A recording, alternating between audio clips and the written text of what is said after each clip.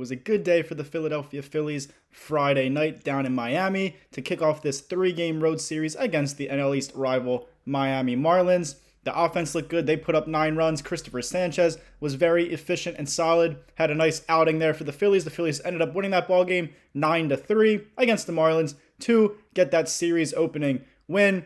They have now won 6 of their last 8 games, including that series win, huge series win on the road just before this series against the Milwaukee Brewers, the best record, I should say, in baseball. The last time they really were struggling was when they were swept by the Mets up in Citi Field, which was the last time, or right before this winning streak kind of started here, winning 6 of their last 8 games. Right before that was that sweep. Jesus Luzardo on the mound for Game 2 against the Marlins against his former team in Miami today. I believe it's a 4-10 start there in Miami.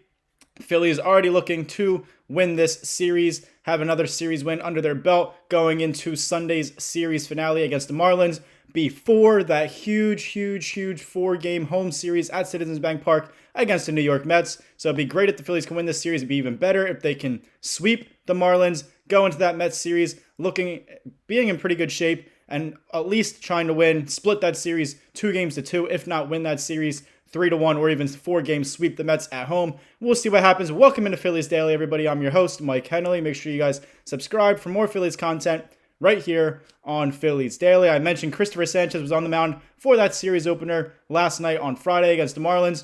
Very efficient, very solid, very good stuff overall by Christopher Sanchez.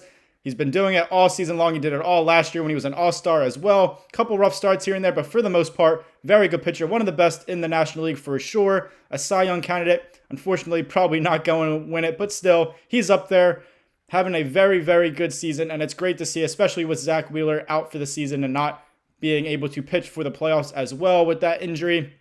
Christopher Sanchez, 7 strong innings, 6 hits allowed, 1 walk, 1 earned run, and 5 strikeouts, plus the win in last night's 9-3 victory over the Marlins. He threw just 82 pitches in those 7 innings. Obviously could have went a little bit deeper if they had chosen that way. 82 pitches is not a lot, so as I said, very efficient stuff out of Christopher Sanchez in that win. He is now 12-5 with a 2.60 ERA here in 2025. He now has back-to-back 7-inning starts with allowing only just 1 earned run. His last one came against the Braves, and that series victory over the Braves at home after that Mets series.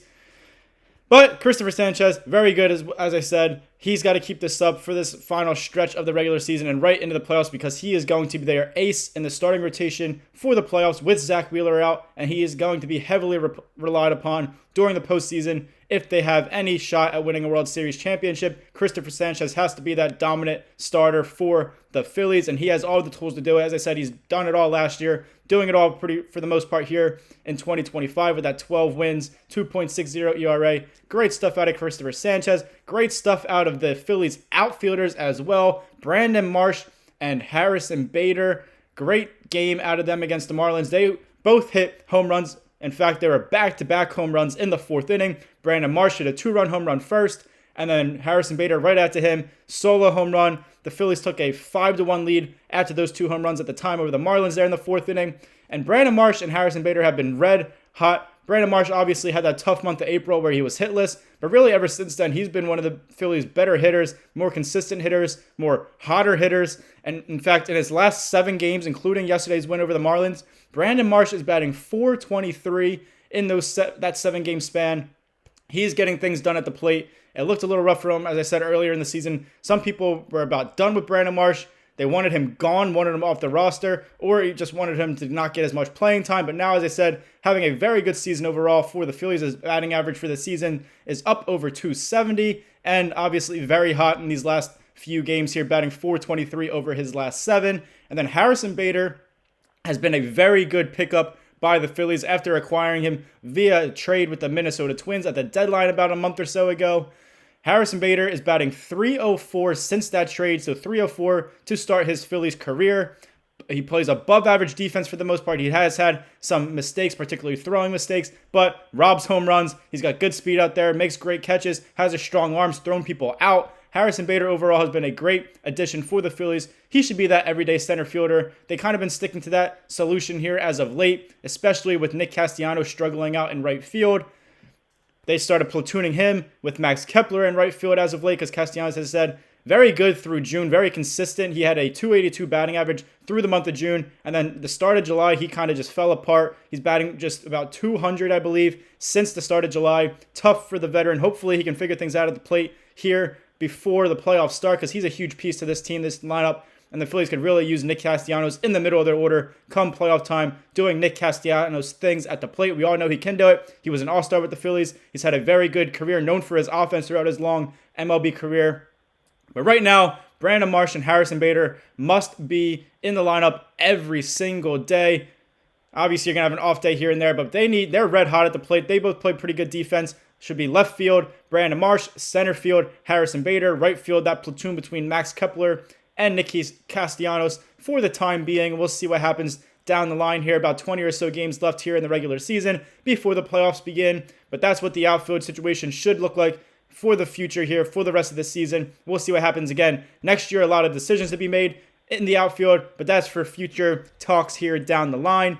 Now, Max Kepler, very obviously poor start to his Phillies career after that signing that 1-year, $10 million deal from the Minnesota Twins. A lot of former Twins here with the Phillies. Bader, Duran, and now Max Kepler as well. Max Kepler didn't get off to the right foot with the Philadelphia fans. He's struggled for most of the season here in 2025, but he, doing pretty good as of late. I don't want to say he's been doing great, but he has been solid at the plate for the Phillies, really in August, and obviously so far here in the early parts of September. He's showing some signs of life at the plate with the Phillies. He had a 273 batting average in the month of August, way better than his prior months. He was below 200 a few times for those months. His average overall in the season is like 215-ish, 220-ish, so still not great. But as of late, 273 batting average in August. He is batting 300 through his first 3 games played here in the month of September, including a 2-for-5 game last night in that 9-3 victory over the Miami Marlins. Of those 2 hits, one was a home run, one was an RBI single against the Marlins, and that home run was his 15th home run of 2025. So he does have some power, some pop, despite having a low average, despite not having a great year overall at the plate. But he's been good as of late in August, obviously. So far here in September, he's getting a lot more playing time now in right field with Nick Castellanos. Not doing great. Hopefully, this is something that we can rely on, and he can carry this right into the postseason because Max Kepler has had prior success, obviously, with the Twins. He's hit a lot of home runs before, drove in a lot of runs before, hit for average before. He's a guy that can help this team significantly. He didn't do it for most of the year, but this is the perfect timing. End of the season, playoff push right into the playoffs. And if he has a good playoffs or end of the season like he has been so far, a lot of those early season struggles or most of the season struggles will go right out the window if he can help this Phillies team go make a deep playoff run and potentially win a World Series championship here in 2025. We'll see what happens in that right field situation with him and Nick Castellanos moving forward. But as of now, that is what's going on here for the Phillies and the Phillies veteran outfielders and the right field situation. Speaking of outfielders, Jeff Passan of ESPN, one of the more notable MLB insiders, analysts, he dropped his early free agent rankings, free agent destination possibilities, just talking about free agency here as the regular season is nearing an end. And the Phillies were linked to one of the top, if not the top, free agent here in the 2026 class, Kyle Tucker. Kyle Tucker, we all probably know him. He's a very, very good player, outfielder, mostly right field. He was with the Astros. He won the World Series against the Phillies in 2022 with the Astros. Made some nice plays out there in the field. Some nice hits as well in that World Series. He, as I said, ESPN's Jeff Passan suggested that the Phillies could be one of the top targets, top landing spots for Kyle Tucker in free agency. He's a 28-year-old left-handed hitter. As I said, he has experienced all 3 outfield positions as well as first base and DH, but mostly right field, primarily right field throughout his major league career. I believe that's all he's played besides DH here in 2025. Now, there was a time that Kyle Tucker could have had $500 million contract or more. Had a little bit of struggles here in 2025, but overall a very good season, an all-star again. He's a 4-time all-star. He was a former Gold Glover, former Silver Slugger. Obviously, he had that 2022 World Series with the Astros over the Phillies. He spent his first 7 years with the Astros before being traded right before this season from the Astros to the Chicago Cubs, where he spent the 2025 season here with the Cubs. They said mostly plays right field. So Nick Castellanos, we all know, hasn't been playing a lot for the Phillies here lately, struggling, but he does on his 5-year $100 million contract, so $20 million for Nick Castellanos next year in 2026 on that final year of his deal. Kyle Tucker plays mostly right field, so there have been rumors that the Phillies could look to try to offload Nick Castellanos, whether that's a trade, whether that's somehow finding a way just to release him, DFA him, whatever. That's less likely, but a trade, he's been in trade rumors before.